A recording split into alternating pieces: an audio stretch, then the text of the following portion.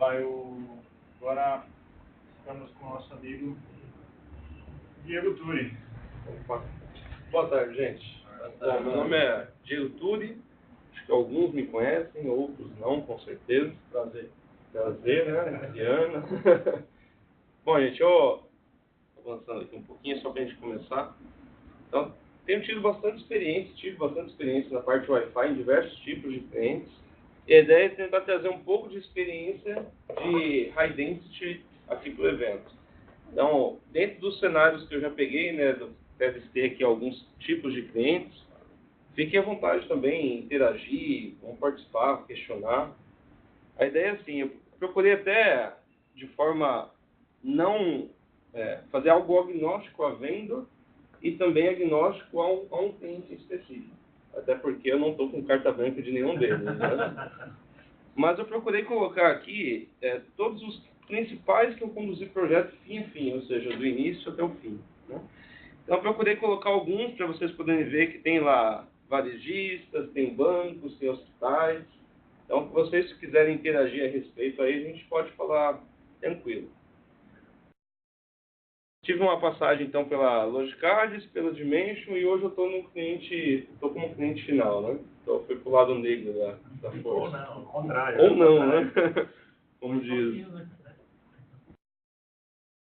Bom, eu acho que o tema High Density é bem presente, todo mundo tem tido desafios nesse sentido, né? Independente do tipo de mercado, qual cliente, a gente tem tido desafios. Procurei colocar algumas imagens aqui só para motivar um pouquinho da gente conversar. A primeira delas é do anúncio que teve do Papa, né? Lá quando foi o Bento XVI, de 2005, 0 celulares, né? Tinha um aqui ainda, perdido. Agora em 2013, olha as luzes, né? Não eram velas não, tá, gente? São celulares mesmo. Né? A gente tem visto muito em show, entrevistas, ou até mesmo em auditórios de empresas, cenários bem frequentes parecidos com esses dois aqui. Ou seja, são cenários que as pessoas, além de levar os seus equipamentos corporativos, né, seus notebooks, levam também seus mobiles, seus iPads, seus smarts da vida, né? Então, é algo que tem populado muito a rede Wi-Fi. Com certeza vocês já devem ter visto e presenciaram clientes que saíram de 2.000 usuários, 2.000 endpoints, para 10.000 em coisa de 1 ano, 2 anos. Né? São saltos muito grandes. E acho que a ideia é a gente tentar conversar um pouquinho a respeito disso.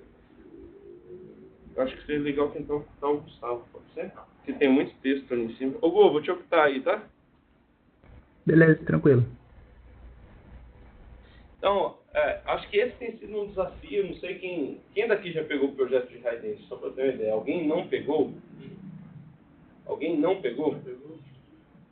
É raro, né? A maioria tem tido ações nesse sentido.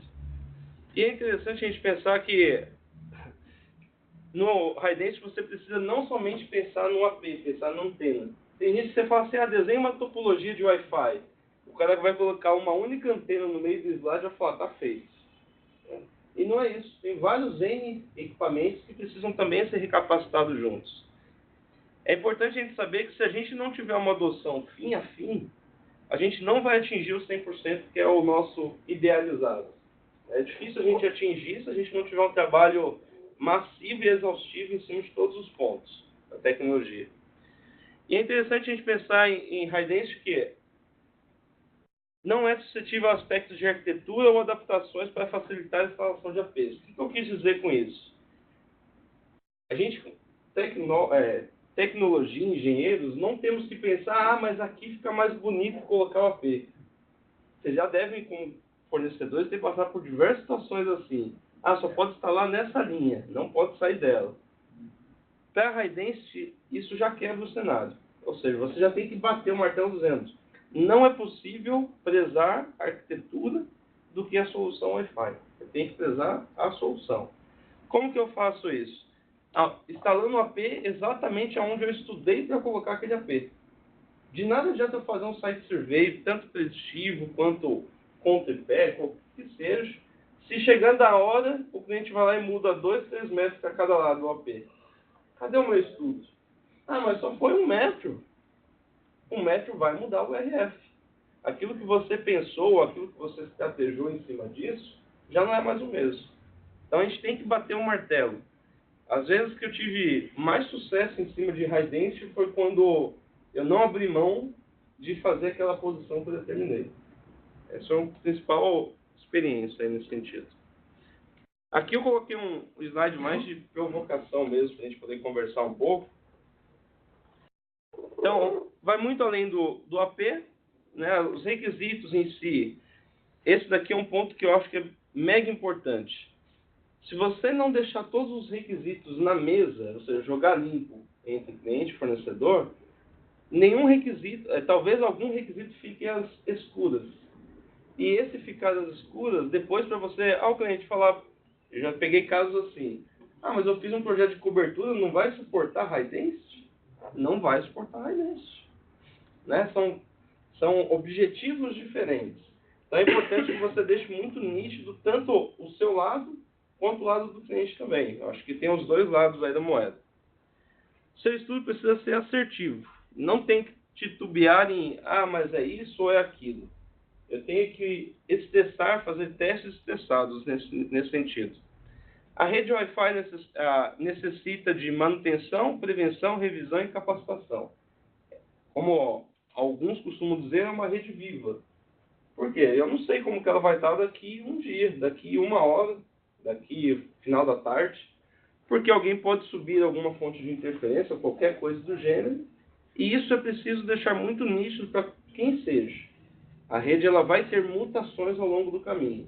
Então, tem gente que pega, igual o Wellington pegou projetos longos, eu também já peguei, acho que vocês também, projeto de 1 ano.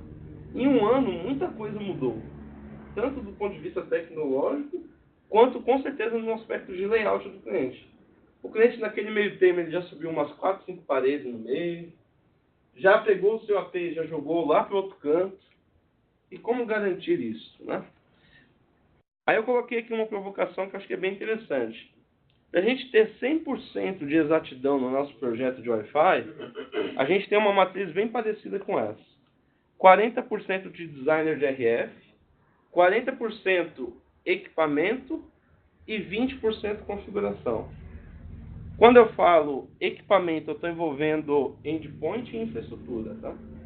Quando eu falo design de RF, eu estou envolvendo tudo que é site survey, posicionamento de AP, e eu estou deixando somente 20% para TAN e também para refinamento.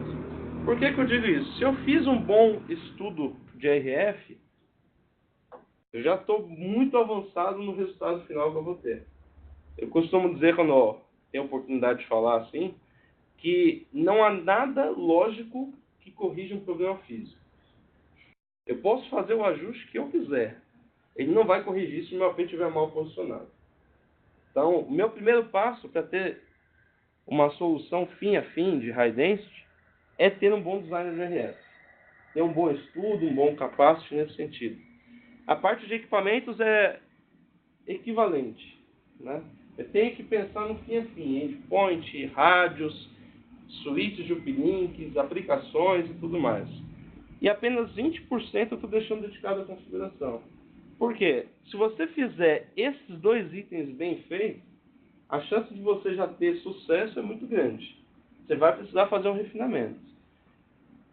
Se a gente for parar para pensar, tem até um slide seguinte, eu vou comentar sobre isso, é difícil você atingir 100% de uma solução.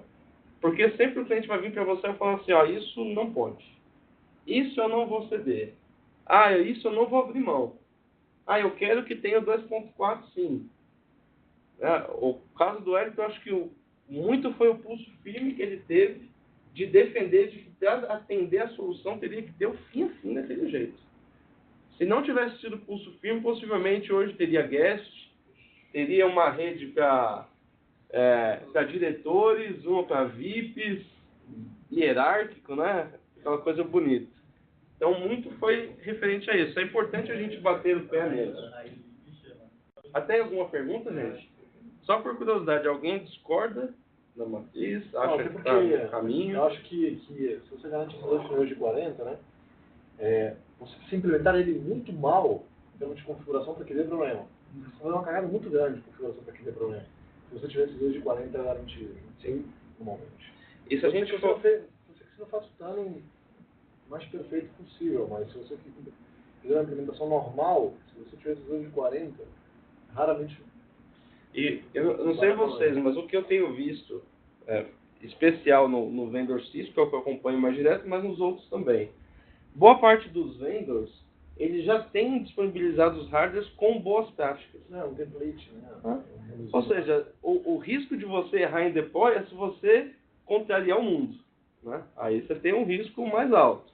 Mas até aí você tem uma camada já garantida se você fizer um trabalho bem feito. Eu acho que o maior problema, você fala em equipamentos, é o endpoint final. Você não tem controle e normalmente o cara não quer aceitar que o problema está no equipamento dele. É mais simples ou mais fácil ele apontar o problema na solução como um todo. E é muito, às vezes, simplista. Hoje eu atuo numa área de suporte. Você pegar um atendimento e falar para o cara, meu, a rede está saudável, o problema está no seu equipamento. E daí? Esse eu acho que é o quando você... E ainda mais que você tem um ambiente totalmente híbrido, você fala em Wi-Fi com diversos tipos de vendor, placas e firmwares, o maior problema que você tem quanto a isso é o cara entender como funciona o equipamento dele e aceitar que o problema muitas vezes está lá. Eu acho que o produto tem a tecnologia acima, às vezes ajuda isso, né? Porque... Sim. Na verdade, é mais um ponto, puxando um pouquinho do que o Wellington compartilhou também, a homogeneidade do parque. Se você não tem controle do que vai vir na sua rede, raramente você vai ter um tuning efetivo para aquele caso. Você pode até se precaver no máximo possível, mas você não vai ter como ser 100% assertivo. Você não sabe se vai vir iPhone, se vai vir Xing-Ling, a história, né?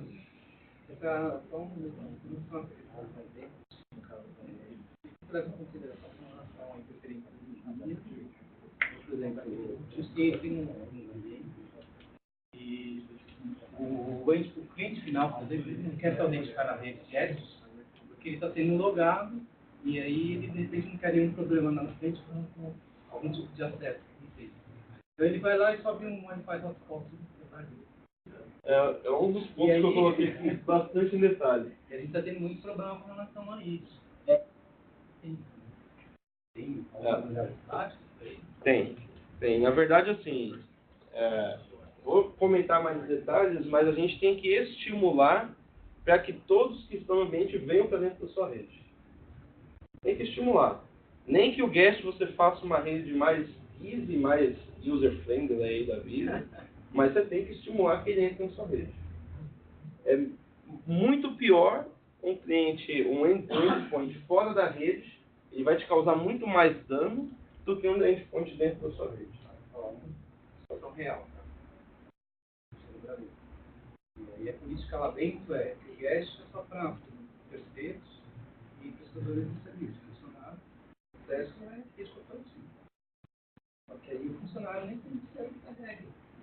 Ela vai lá e resolve um Wi-Fi pessoal, ou às vezes para algum projeto específico, o cara põe uma API em cima da mesa que vai de encontro com a melhor prática que você estudou e de repente vai acabar fazendo isso. Também tem a ver com a política de segurança da empresa, né? Mas o funcionário, o cliente final, com relação a isso, não tem controle. É dele, é pessoal. Na verdade, assim, você Mas pode... aí pra ligar o Access Point, tá falando aí... Não, aí é uma área de... aí, de fato, eu concordo com o Gerardo. É uma falha de segurança. Lá na ponta, tchau. Mas, desculpa, eu posso... Ronaldo, o ponto é, nós não conseguimos evitar que outro dispositivo propague sinal. Isso é certo. Né? A gente não vai conseguir fazer com que ele não propague. A gente pode estimular o desuso dele. Né? Que é mandando de autenticação até alguém falar, não uso mais, não tem condição. Né? Mas eu acho que estimular o desuso em casos de banco, que eu já peguei até hoje, estava naquela listinha, não vou falar nome de nenhum. Inclusive o Bradesco também está lá, né? Mas é estimular o desuso. É você colocar políticas para que ad hoc sofram de autenticação e criar uma rede para que o colaborador também possa entrar dentro dela. Tem que oferecer isso hoje. Você faz um cenário de high density, você tem que pensar no colaborador também. Até porque um dos principais piratas que a gente vende pro mercado é BIOD, né? Então, assim, o cara a gente não traz um desktop para fazer BIOD, ele vai trazer umas fones, tablets que são OS bem conhecidos dentro dos anos de Wi-Fi, né? Então, o conceito de BIOD dentro de banco, ele é quase nulo. não, tô falando do caso de banco. Você fala, abomina dentro de financeiro, não existe. Mas os piratas, né? Não é trabalho. Bom, na parte de RF, gente, coloquei alguns pontos que eu considero não somente básico, mas que a gente precisa refletir, seguir à risca, né? Não maximize cobertura. Ou seja, não adianta você injetar potência no AP para considerar somente cobertura de sinal. Cobertura de sinal para high density não diz nada. Então a gente tem que trabalhar com potências baixas e data rates altos, como ele estava comentando também. A gente vai passar um pouquinho por isso. Site survey, não tem como você abrir mão de fazer um site survey. Não adianta você falar assim, mas eu fui fisicamente no ambiente, eu vi que dá para pôr um aqui e um ali. Tá legal o seu estudo, né? O olhômetro está funcionando bacana. Mas você chegou a ver como que estão as outras redes? Você chegou a ver se ali é a melhor posição? Né? Então existem outros fatores que você tem que olhar. Realizar predição bem feita e vistoriar o ambiente para poder ser assertivo já na predição. Por que eu coloquei isso? Já vi casos de empresas que gastam horrores de tempo fazendo site survey com tripé em 10 andares iguais, com o mesmo posicionamento, e falam assim, vou fazer um por um. Vai mudar? De um andar para o outro pode alterar, certo? Ou seja, pode ser que um seja uma sobreloja, tenha um comportamento diferente. Mas você não precisa fazer os 10 andares, todos os APs daqueles andares. Você pode fazer alguns casos, né, intermediários e gastar tempo conhecendo o ambiente para que você faça uma predição. Lembrando que o posicionamento idêntico entre andares, ele é horrível para o Wi-Fi. Você tem que evitar o que a gente chama de efeito 3D, né? Que é o posicionamento refletido de um andar no outro. Não pode ter. Eu peguei uma vez um hospital que ele tinha 14 andares. Os 14 andares, o hospital falou, não pode ter APs dentro dos quartos, dentro dos livros. Então, os 14 eram o mesmo tamanho de corredor, mesma dimensão e o mesmo posicionamento. O que aconteceu? Não tinha cobertura dentro dos leitos. Mas como que eu faço? Vou aumentar a potência agora para suprir uma questão de arquitetura que eu não pude fazer? Não tem mágica. Você tem que deixar muito aberto no projeto, seja cliente ou seja fornecedor, de que vou precisar utilizar todo o espaço físico como possibilidade de posicionamento de APs. Ele tem que ter isso na mão. Utilizar bons softwares, né? Acho que todo mundo conhece, eu coloquei dois aqui, o AirMagnet e o EKHAL. Então, os dois são os principais, até existem outros, alguns até free, mas esses são de fato o que vai te subsidiar mais, inclusive tem homologado algumas antenas, né? De vários fabricantes. A cobertura homogênea, o que a cobertura homogênea vai te facilitar? Não quer dizer que você tem que ter os APs lineares, mas você procurar ter triangulação é o cenário ideal. Você tendo triangulação, se um AP vier a faltar, né, queimar, qualquer coisa do tipo, os outros APs eles conseguem aumentar, injetar potência e suprir aquela área que ficou sem sinal, né, com ausência de sinal. Conhecer os requisitos. Então, esse daqui é muito importante na hora de você fazer um estudo de RF.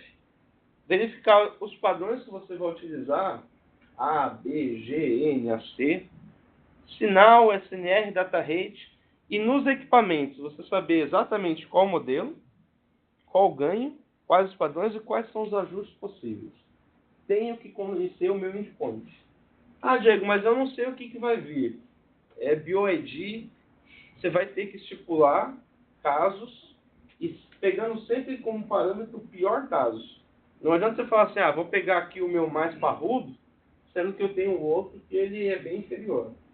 O ideal é que você tenha sempre o parque equalizado, homogêneo.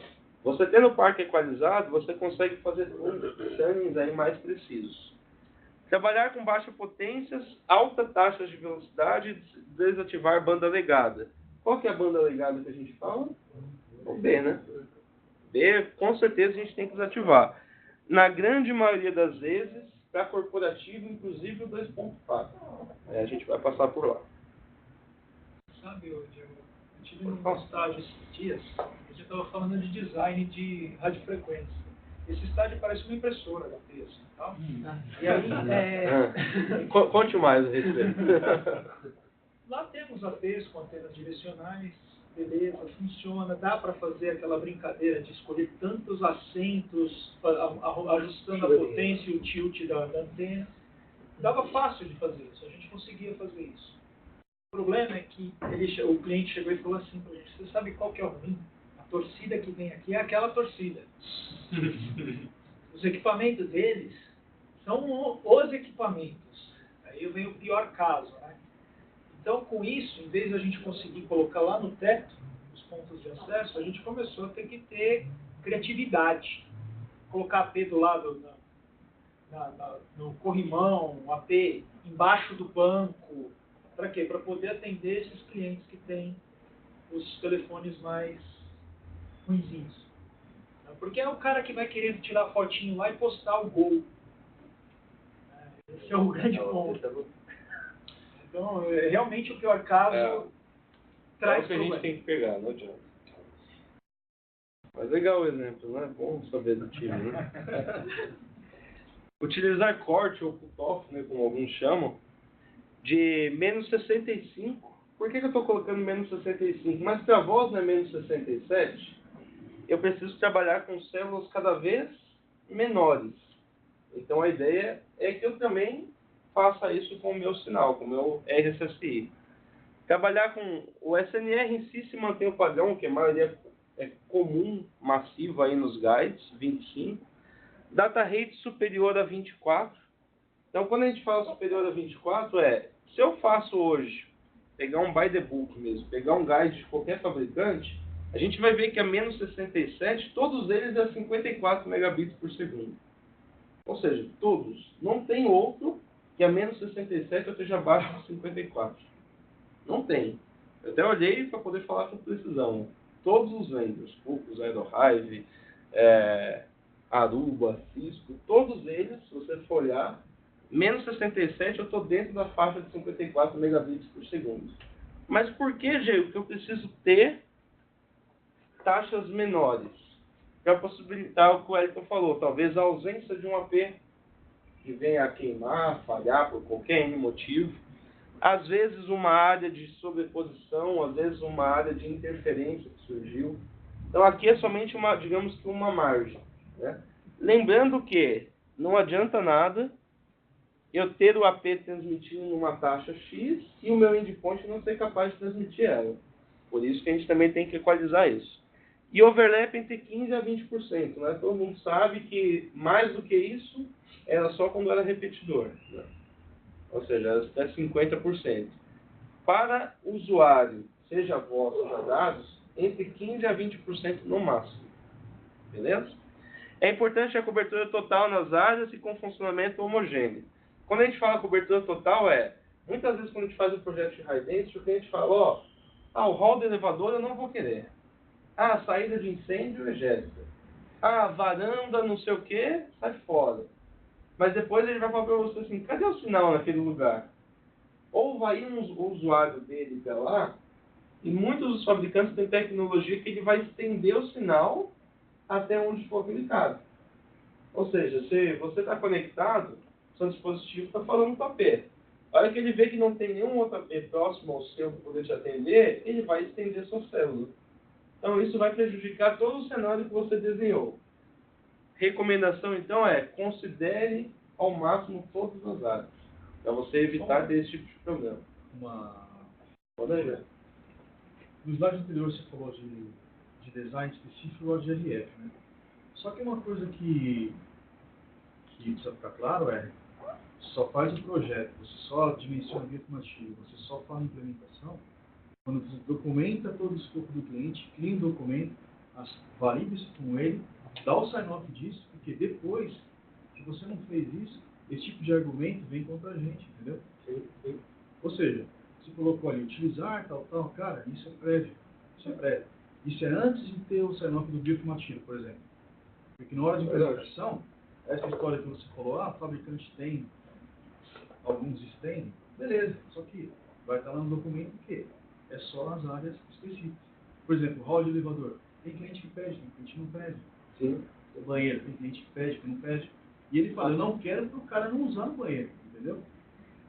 Concordo plenamente contigo. A verdade é que você pode premissar, pode colocar o REX, mas vai vir o argumento do mesmo jeito. Né? A gente que já atendeu N de perfis de cliente, a gente sabe que o cliente vai falar, mas, poxa, eu sei que está aqui, mas eu esperava, né? Não, mas Mas é importante você estipular os requisitos, conhecer muito bem e premissar todos eles. E outra coisa, usar nesse mesmo documento as normas vigentes, ok?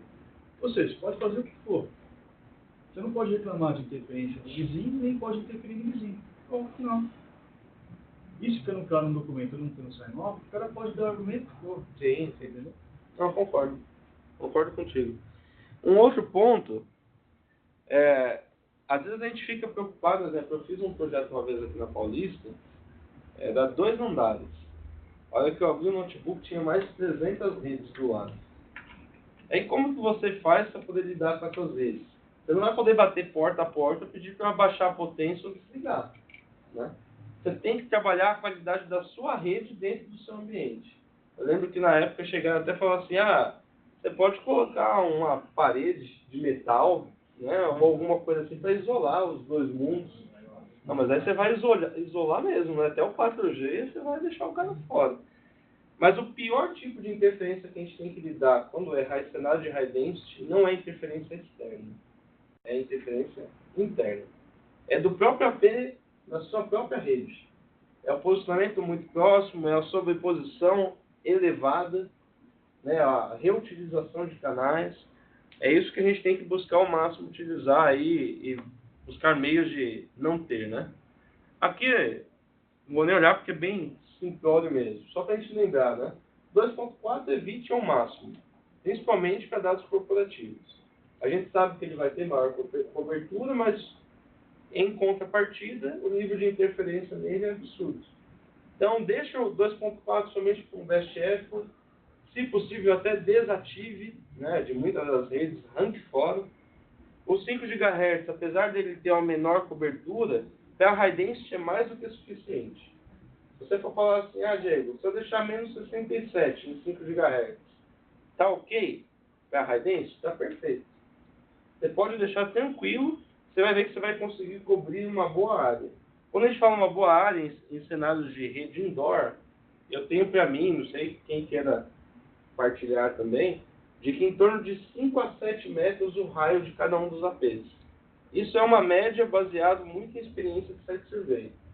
Você vai ver que você vai posicionar o AP em torno de 5 a 7 metros é o cutoff dele, né? O final do que você está prevendo fazer. A partir dali, você já tem que considerar um outro AP para poder fazer a cobertura daquela área. Lembrando que, às vezes, um erro de quem faz site survey que é horrível, mas a gente precisa relembrar tem gente que faz assim, eu coloquei um AP e vou caminhar até menos 67.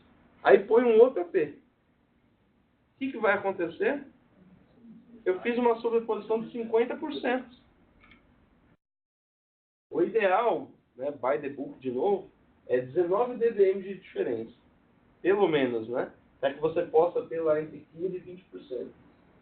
Beleza? Tem, gente? Aqui eu chupinhei alguns slides, né? Algumas fotos talvez sejam comuns, mas não precisam dizer a fonte, né? De mérito a quem tem mérito. Mas qual que é o ponto que eu quis chamar a atenção aqui, gente? Num cenário que eu penso em cobertura, de fato, a quantidade de APs é baixa. Quando eu penso em high density, taca de AP. A gente precisa capacitar de APs. Quando eu capacito de APs, é importante eu lembrar de que de nada adianta eu injetar potência no AP se o meu cliente não vai ser capaz de responder naquela mesma potência. 25 mW, 12 mW e assim vai indo. Os APs, a maioria deles hoje em dia, falam até 200 mW. Fácil. Só que do que adianta eu ter um AP falando 200 se o meu cliente fala 25? que eu vou ter que fazer com a potência do meu AP? Diminuir. Vou ter que diminuir. Até equalizar com o meu endpoint corporativo. Então, quando vocês forem fazer, lembre-se disso. Não adianta ter potência alta aqui nesse cara. É a mesma coisa eu pensar em um show. Todo mundo está ouvindo o cantor no palco, mas se você falar alguma coisa abaixo lá, o cantor não está nem aí, não está te ouvindo. Então, você vai ter RX, mas você não vai ter TX até esse cara. Certo? Então, isso é importante. Equalize. Gente, fica à vontade aí, viu? Aqui eu procurei provocar novamente algumas conversas em cima de métodos de segurança. É necessário agrupar essas IDs e redes por similaridade. Quando a gente fala isso, o que eu quero dizer com essa frase? Tem gente que fala assim, faz uma rede guest para VIP. Faz uma rede guest para diretor. Faz uma rede guest para visitante. E aí, vou fazer vários SSIDs? Tem muita gente, muita empresa que tem cultura de fazer isso. Mas a gente vai passar por um slide que a gente vai ver que a cada SSID que eu crio, é como se eu estivesse colocando mais um AP fazendo interferência naquela área. Ou seja, o meu chain utilization vai ser levado do mesmo jeito. Então, qual que é a ideia? Tudo aquilo que for similar a guest, faz um SSID único de guest. Tudo aquilo que for similar a corporativo, faça um só corporativo. Tá? Como que a gente pode fazer isso? Aí eu coloquei alguns cenários que eu tenho visto e tenho buscado implementar em clientes, né, na minha época passada. Na parte de guest, utilizar o Web Authentication com Web Portal ou Pre-Auth, né, mais o portal. O que é o Pre-Auth mesmo, como a gente fala? Eu mandar um MAC lá para poder fazer a autenticação, né? Eu mando o MAC e na minha ACL de Pre-Auth eu só chego até o portal. A partir dali, eu sou liberado para sair para a internet. Realizar CO, que é esse Change of Authorization, né? É a mudança de permissão. Ora, ele só chega até o portal, a partir dali ele faz mais coisas. Para alterar permissão após a autenticação. Utilizar o MAB. O que é o MAB? MAC Alias Bypass. Nada mais é do que, depois que eu já fiz a autenticação desse usuário, eu posso colocar, existem plataformas para isso, ele num grupo, que toda vez que vier a requisição dele, ele já não faz mais autenticação via portal. Porque senão ele vai ter que ficar interagindo várias vezes. Eu já deixo ele passar autenticado. Essa é uma das formas, principalmente em cima de guest. Né? Que a minha ideia é só estimular o desuso da rede de rock e tudo mais que ele faça, hotspot. Né? Após o primeiro login, não permitir comunicação peer-to-peer. Então, na maioria das vezes, guest, um não fala com o outro. Esse tem que ser entre aspas, um requisito. Mas a gente vê casos opostos a isso, mas podem seguir que é algo bem-vindo. Necessário apartar esse segmento de rede. Então, procure sempre colocar o guest dentro de uma DMZ, dentro de uma bolha, para que ele não tenha comunicação ou possa gerar ofensores de segurança para a sua rede corporativa. No lado da Cisco, que é o que eu tenho maior experiência, a gente sempre utiliza a controladora Anchor, né? Então, quando eu faço a controladora Anchor, através do túnel lá, Internet over IP, eu encaminho aquele tráfego daquele usuário para um segmento e tudo que é VLAN, entrega de rede, internet, é dentro daquela bolha. Então, eu consigo evitar a comunicação entre os dois mundos. Na parte corporativa, 802.1x com autenticação por certificado. Né? Deixo lá o meu suplicante configurado para autenticar por certificado, seja por máquina ou por usuário.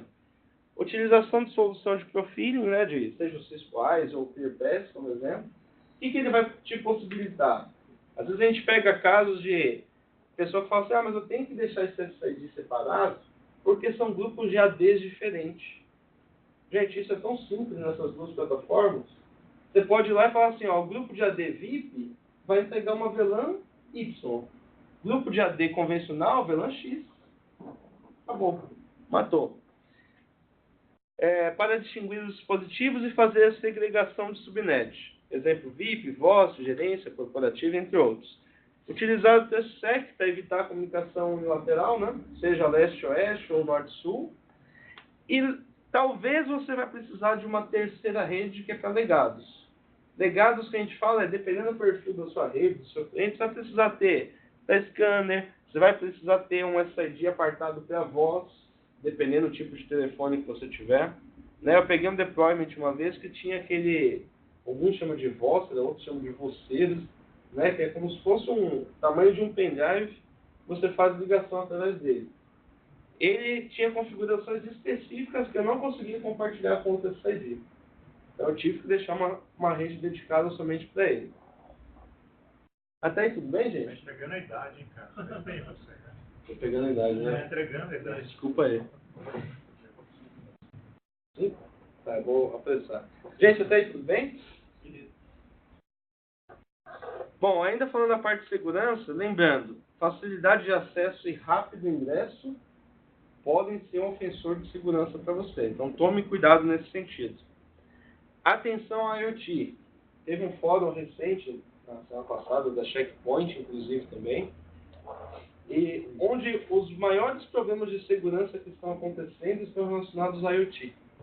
Por quê? É um dispositivo que não suporta autenticação de 2FA, não suporta certificado, às vezes é só um cadastro de MAC, e isso é muito fácil de ser burlado. Então tomem cuidado com esse ponto. Se for o caso, deixem ele também isolado da outra rede. É mais uma vez, né, assim, que tem uma coisa fundamental é a infraestrutura. Se ela for segura, isso aí não é um problema. Quer dizer assim, se a infraestrutura cabeada tem uma solução que na ponta segura, né, que controle isso, confine e tal adequadamente, mesmo que os dispositivos de IoT não implementem os tipos de segurança em Wi-Fi, não vai comprometer o teu ambiente. É isso aí.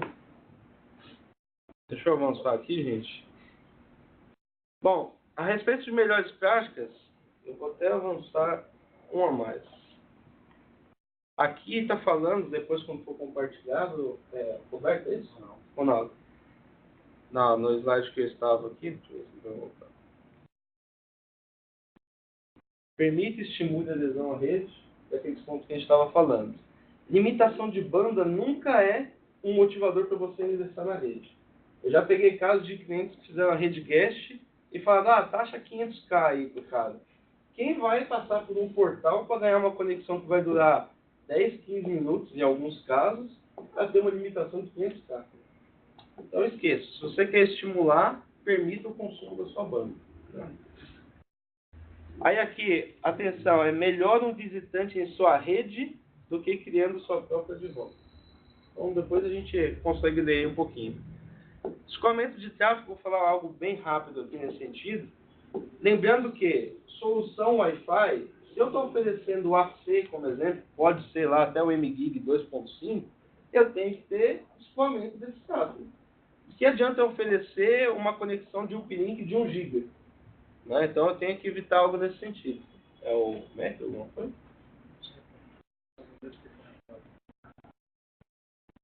Então, lembrando, gente, que eu preciso ter uplinks também que permitam o escoamento desse tráfego. Hoje é comum a gente ter uplink e switches de acesso em 40 GB. Isso já é um cenário comum. Né? Na maioria dos clientes aí já estão buscando isso, entre 10 e 40. E as portas, pelo menos, gigabit. Né?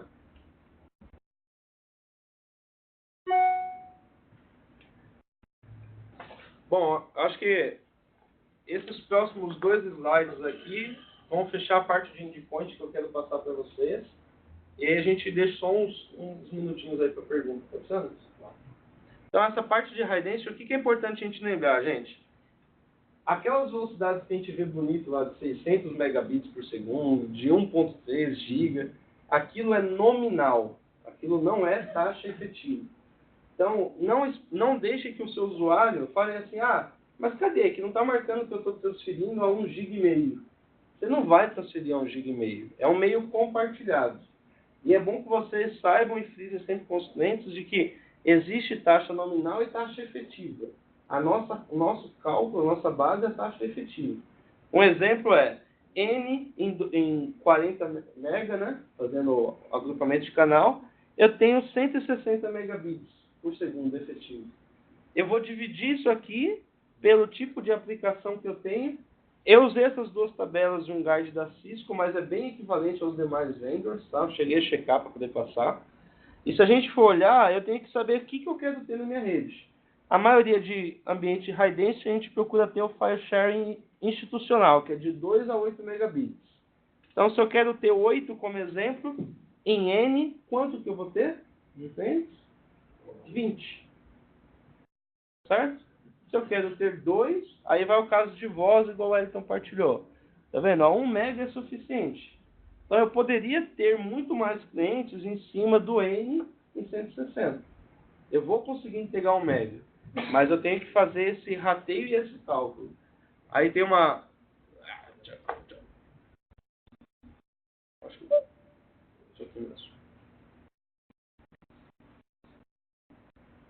Esse aqui é apenas para demonstrar, né, data rate efetivo, throughput agrupado, por usuário dividido por 30, quanto que eu estou entregando. Só para servir como um exemplo aí para a gente ver depois. Espera aí que ele pulou, foi tudo aqui. Gente, taxas baixas, taxa alta.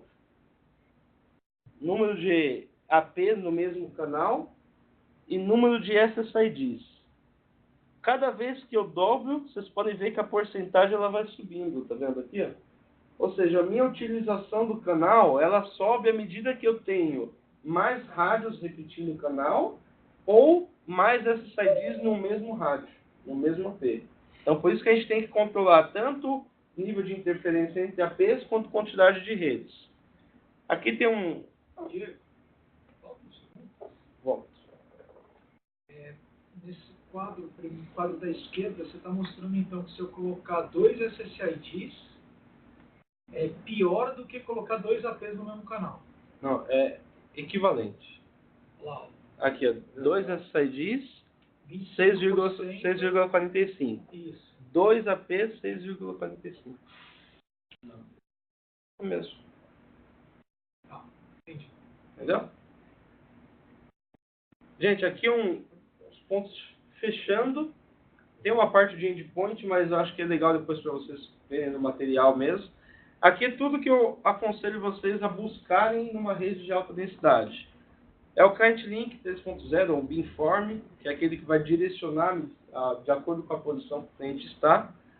A rápida reconexão, acelerar a reautenticação, 802.11k, VR da vida. Levar clientes corporativos para 5 e BSF para 2.4. Troca rápida de SSID, se for aplicável ou não. Quando você está falando de só 2 SSIDs, um corporativo e um guest, não precisa. Né? Desabilite. Mecanismos para troca rápida de canal, baseado em utilização de canal ou persistência de interferência. Ajuste dinâmico de potência. Minha solução tem que saber sobreviver se uma AP falhar. Né? Agrupamento de canais em 5 GHz, 40, 80, 160 ou dinâmico. Né? Eu diria que hoje o cenário do Brasil está entre 40, 80 e dinâmico. 160 fidelizado aqui, eu acho que não é muito... Não vinga muito ainda, até porque a gente só vai ter um único canal para isso. Né? APs dedicados para monitoração de RF e tratamento de hubs. Né? Em alguns vendors eles têm essa tecnologia de você deixar um AP dedicado para isso e o outro puramente para olhar somente conexões de clientes. Corte de sinal, descarte de clientes e padrões com baixa performance. Você pode limar, né? Eliminar rates baixos, como também você pode colocar um cutoff lógico, para todo mundo que tiver com sinal abaixo daquele não ser capaz de ingressar na sua rede. A decisão de roaming é sempre do endpoint, mas é possível incentivar, né? Tentar motivar ele para que ele vá para outra célula. Ajuste de tempo na comunicação com redes em site remotos, né? É importante você elevar um pouquinho mais a comunicação de server timeout aí com seu redes. Máximo de 4 SSIDs por APs. Isso aqui já é equivalente a você ter 4 APs. Né? Lembra daquele gráfico que a gente estava vendo naquela tabela? E grupo de mobilidade necessária. Uma vez eu peguei um caso de que o cliente ele tinha um prédio e numa parte do prédio ele colocava em outra controladora. Só que essas duas controladoras não estavam no mesmo grupo. Então, uma estava atacando a outra, como se estivesse considerando como ponto de interferência. Então, procurem equalizar nesse sentido. Aí, enquanto a gente fecha aqui com dúvidas, eu vou deixar no slide aqui só para a gente falar a respeito. Aqui. Gente, dúvidas, perguntas, curiosidades?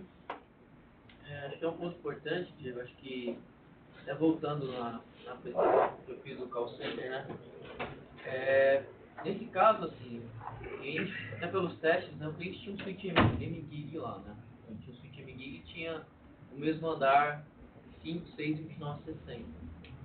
Até por uma questão de redundância e uma questão de não justificar o tráfego gerado, porque a gente estava com um canal de 20, então a gente optou por distribuir as APs 2960 e que usar o switch MGig. Por quê? Porque o canal de 20, a gente tem um tráfego, batia na AP, cerca de, ela gerava 150 MB e 60 MB na porta do switch, então justificava subir para MGig. Às vezes é importante no design a gente também ter esse tipo de visibilidade. Sim, sim. Porque às vezes você vai colocar vai levar um MGig, mas o cara que tem 5 switches de 960, pô, a gente vai prezar pro cara derrubar a rede Wi-Fi dele, no caso do call center. Sendo que não justifica nesse momento, então assim, acho que para o high density, por exemplo, a gente pode trabalhar com MGig sim, mas assim, existem cenários específicos que talvez é melhor a gente prezar isso pela redundância do que necessariamente para o MGig. Gente, a maioria dos deployments que eu tenho pego de high density, a gente tem colocado de 60 a 90 clientes em um único AP com uma certa facilidade. Então, existem vendors mais genéricos, estava olhando os guides para poder falar, que falam em guide, que suportam até 900 conexões. Não vou falar nome, mas depois vocês olhando, vocês vão ver. Só que lembrem daquela tabela. Se eu tiver 900, é 900 dividindo a mesma banda. É usual eu entregar 10K para cada usuário? Não é. Então, não adianta, não é quantitativo, é qualitativo. Beleza? E 60 é AP ou rádio? É AP. Entre 60 e 90 AP. Por AP. Por AP. Então, ó, desse número, pode considerar uns 70% a 75% em 5 GHz e uns 20% a 25% em 2.4. Gente, para fechar, olha como isso é importante. Do lado do endpoint também existem melhores práticas, para você configurar um adaptador sem fio. Eu estava num cenário de que, num deployment que eu fiz, a rede tinha 4.000 conexões, subiu 1 ano e meio depois para 24.000, ou seja, 6 vezes mais, e nesses 24.000 tinha 500 reclamações. O pessoal computou elas. Dessas 500, ao investigar caso a caso, é até legal compartilhar essa história. Dessas 500, muitos eram GPO aplicado errado, configuração errada, driver errado. A hora que a gente refinou todas elas, sobraram 11 reclamações válidas. E dessas 11, a gente trabalhou em cima do endpoint e conseguiu resolver. Então, olha como é importante a gente valorizar o trabalho em cima do endpoint também. Não é somente eu preparar a minha infraestrutura e achar que o endpoint é aceitável da forma que for. Eu tenho que ir lá e preparar. Esse daqui é uma tabela referente à Intel, tá? Como é um vendor comum, eu coloquei para que vocês possam também utilizar como base. Tem um dos itens chamado união de pacote na Intel. Essa união de pacote, acho que eu cheguei até a partilhar isso com o Fábio no passado. O que acontece? Em vez dele transmitir no time slot que ele tem, que é oferecido, né? No Wi-Fi, não é half duplex. Né? Não é full duplex, é half duplex. Então, você entrega tempos para cada um falar. Se você tem 70, você vai dividir o tempo por 70. Só que com essa opção habilitada, se ele tiver pouca coisa para transmitir, ele não transmite. Ele retém, ou seja, ele pula a vez dele. Ah, pode ir, eu tenho pouca coisa. Ah, pode ir, eu tenho pouca coisa. Ou seja, pode ser que esse pouca coisa seja uma aplicação de VDI, DAS, o mouse está lá travado e nem sequer arrasta para o lado. Então procurem se atentar a pequenos detalhes. Olhar o endpoint, eu diria que é um dos grandes motivadores quando você vai preparar uma rede high density. Beleza? Acho que fechou aqui, gente. O próximo slide é só de referências e obrigado. Muito bom, gente.